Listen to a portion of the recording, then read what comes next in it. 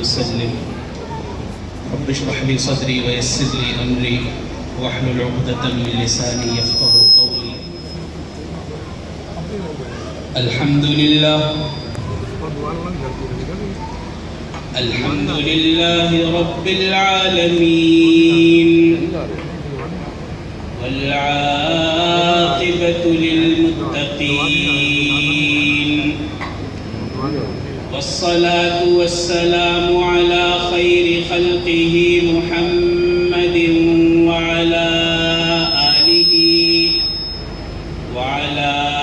آله وأصحابه أجمعين. أما بعد فأعوذ بالله من الشيطان الرجيم. بسم الله الرحمن الرحيم. شهر رمضان الذي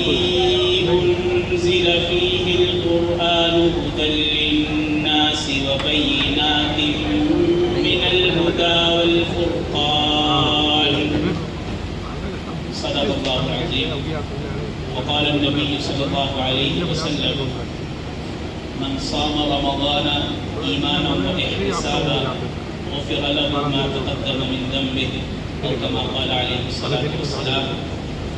صدق رسوله النبي الكريم ونحن على ذلك من الشاهدين والشاكرين والحمد لله رب العالمين. معزز حاضرین، خواتین و حضرات، سامعین کرام قدر، السلام علیکم ورحمۃ اللہ وبرکاتہ. اللہ رب العزت کا بڑا فضل و احسان ہے کہ اس نے ہمیں ہماری زندگی میں ایک مرتبہ پھر ماہ مبارک جیسا عظیم الشان رحمتوں اور برکتوں والا مہینہ عطا فرمایا، اور آج ہم 11ویں روزے میں افطار کے قریب کے اوقات میں یہاں پر جمع ہیں کہ کچھ اللہ کی اور اللہ کے رسول صلی اللہ علیہ وسلم کی کچھ باتیں سنیں اور اپنے ایمان کو بڑھائیں. اللہ تعالیٰ ہمیں اس طرح کے مزید اجتماعات منعقد کرنے کی توفیق عطا فرمائے. ابھی میں نے آپ حضرات کے سامنے قرآن کریم کی ایک آیت اور حدیث مبارکہ پڑھ کر سنائی. اللہ رب العزت نے انسان کو اس دنیا میں بھیجا، اور کامیاب انسان وہی ہے کہ جو اس دنیا میں ایک مختصر سے وقت کے لیے آیا ہے، اور وہ اس مختصر سے وقت میں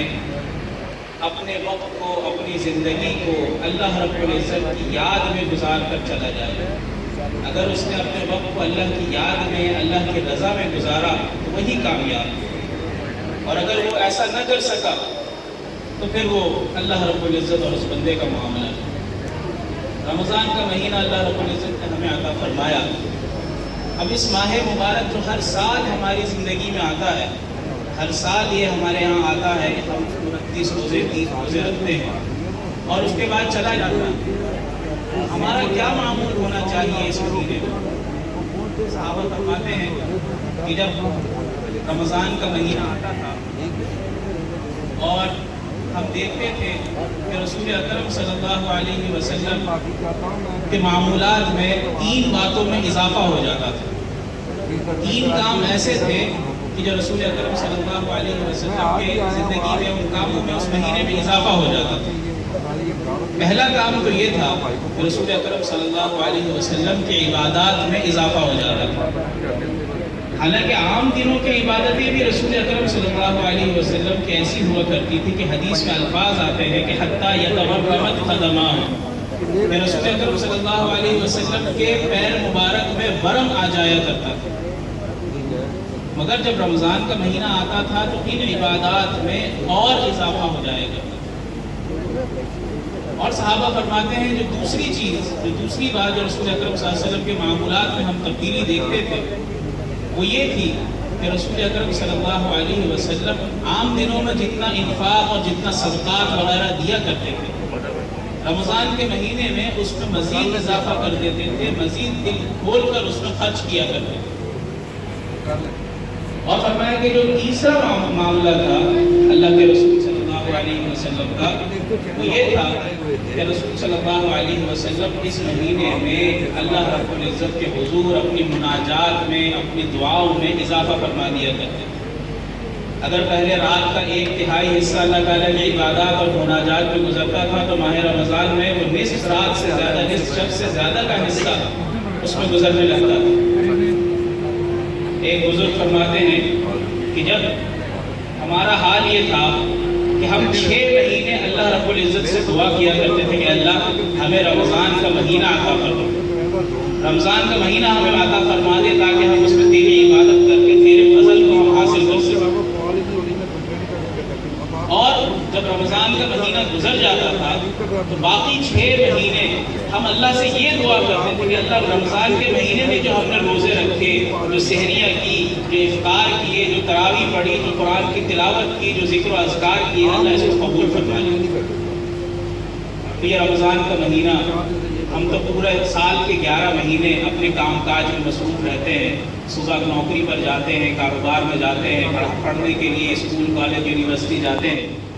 اور سارا دن محنت کر کے مشقت کر کے شام کو تھکے ہارے واپس آتے ہیں۔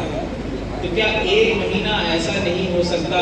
کہ ہم ایک مہینہ اپنے جسم کو، اپنے بدن کو اللہ کے لیے تھکائیں، اللہ کے لیے ہم عبادت کریں، اس میں ہم کثرت سے روزے رکھیں، استغفار کریں، قرآن کی تلاوت کریں، درود شریف کا اہتمام کریں، اور جب ہمیں نیند ستائے تو نیند کو ہم یہ کہیں کہ آج اگر ہم نے جاگ لیا کل قبر میں ہم آرام سے سوئیں گے۔ تو میں عرض کر رہا تھا کہ رسول اکرم صلی اللہ علیہ وسلم اس مہینے میں اپنے عبادات کو بڑھا دیا کرتے تھے، اپنے صدقات کو بڑھا دیا کرتے تھے، اور رمضان کا مہینہ اتنی فضیلت والا مہینہ ہے کہ ایک جگہ پر آتا ہے کہ جب روزے دار روزہ رکھتا ہے تو اس کے لیے ہوا میں پرندے، سمندر میں مچھلیاں، اور بلوں میں چیونٹیاں، اور آسمانوں میں فرشتے دعا کرتے ہیں روزے دار کے لیے۔ اور جب کوئی روزے دار اللہ رب العزت سے دعا مانگتا ہے تو فرشتے اس کی دعا پر آمین کہتے ہیں۔ اور آج ہمارا معاملہ یہ ہے کہ رمضان کا مہینہ آتا ہے اور ہم غفلتوں میں پڑے ہوئے ہیں، اور غفلتوں میں ایسے ہے کہ بس جس سحری کے وقت سحری کر لی، نماز کے وقت مساجد کو ابتدائی روزوں میں ہمارا بڑا ولولہ اور جوش ہوتا ہے، مساجد کو آباد کر دیا، اور اس کے بعد اپنے کام کاج میں مصروف ہو جاتے ہیں، اور جیسے جیسے مہینہ گزرتا ہے ویسے ویسے ہمارے اندر وہی جو ہے ازلی سستی، وہ سستی آہستہ آہستہ آہستہ آہستہ سست ہونے لگتے ہیں، اور جیسے جیسے مہینہ گزرتا جاتا ہے ہماری مساجد پھر ویسے ہی ویران ہونا شروع ہو جاتے ہیں۔ تو جبکہ یہ مہینہ اللہ رب العزت کے رسول صلی اللہ علیہ وسلم محبوب نے فرمایا کہ یہ عبادت کا مہینہ، فرمایا ابن ماجہ شریف کی روایت میں آتا ہے کہ ان هذا الشهر قد حضركم وفيه ليلة خير من 1000 شهر، کہ اللہ رب العزت نے تمہارے درمیان یہ اوپر ایک مہینہ بھیجا ہے، اس میں ایک رات ایسی ہے جو 1000 راتوں سے افضل ہے۔ من حرمها فقد حرم الخير كله، جس نے اس رات سے محروم ہو گیا، اس مہینے کی رحمتوں اور برکتوں سے محروم ہو گیا، وہ گویا کہ تمام رحمتوں اور برکتوں سے محروم ہو گیا۔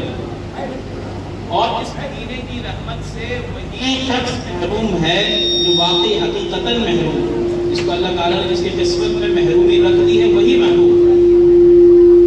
اور اس مہینے میں کیا ہوتا ہے، جس طرح ہر کاروبار میں، ہر بزنس میں سیزن آتا ہے، تو کاروباری یہ چاہتا ہے کہ بھائی آرام جائے ہاڑ میں،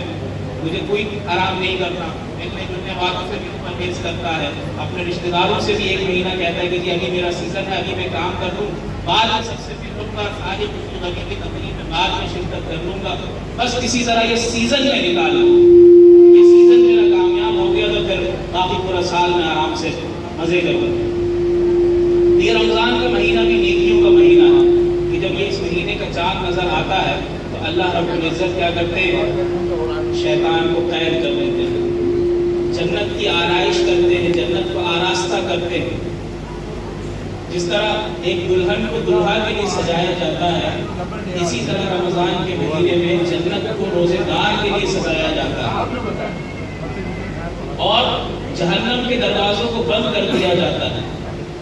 پھر بھی اگر کوئی اس مہینے میں نیکی کر کے اللہ رب العزت کے فضل کو حاصل نہ کر پائے، اللہ رب العزت کی مغفرت کو حاصل نہ کر پائے، نار جہنم سے نجات کا پروانہ حاصل نہ کر پائے، لیلۃ القدر کو نہ حاصل کر سکے، اس سے بڑا محروم شخص کون ہو؟ مشہور حدیث ہے، آپ نے پہلے بھی سنی ہوگی کہ رسول اکرم صلی اللہ علیہ وسلم جمعے کے خطبے کے لیے منبر پر تشریف لا رہے ہیں، پہلی سیڑھی پر قدم رکھا، فرمایا آمین، دوسری سیڑھی پر قدم رکھا، فرمایا آمین، تیسری سیڑھی پر قدم رکھا، فرمایا آمین۔ صحابہ نے کہا کہ آج بڑی عجیب بات ہوئی، خلاف معمول رسول اکرم صلی اللہ علیہ وسلم نے آمین فرمایا، حالانکہ ہم نے اس سے پہلے تو ایسی کوئی بات نہیں دیکھی۔ جمعے کے بعد، نماز کے بعد صحابہ نے رسول اکرم صلی اللہ علیہ وسلم سے دریافت کیا کہ اللہ کے رسول صلی اللہ علیہ وسلم، آج ہم نے بڑی خلاف معمول بات دیکھی کہ آپ نے 3 مرتبہ آمین فرمایا۔ رسول اکرم صلی اللہ علیہ وسلم نے فرمایا کہ جب میں ممبر پر چڑھ رہا تھا تو جبریل علیہ السلام تشریف لائے اور انہوں نے 3 بد دعائیں کی، ان پر میں نے آمین کہا۔ فرمایا کہ جب میں نے پہلی سیڑھی پر قدم رکھا تو جبریل نے کہا کہ تباہ و برباد ہو جائے، ہلاک ہو جائے وہ شخص جس نے رمضان المبارک کا مہینہ پایا اور اس نے اپنی مغفرت نہیں کروا لی۔ دوسری سیڑھی پر قدم رکھا تو جبریل نے کہا